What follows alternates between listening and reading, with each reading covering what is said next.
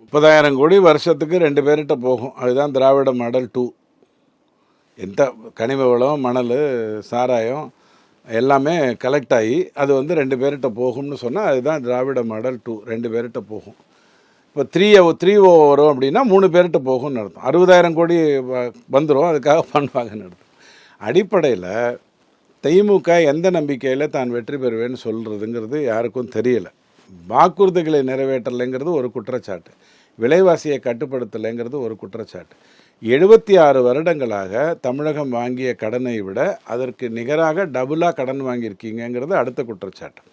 உடனே அவங்க உங்களுக்கு சொல்கிற கருத்து என்ன அப்படின்னு சொன்னால், நாங்கள் வந்து பட்ஜெட்டில் 4.5% ஜிடிபியிலேருந்து 4.5%க்குள்ளே இருக்கணும், நாங்கள் அதைத்தானே வாங்கியிருக்கோம் அப்படிங்கிறாங்க.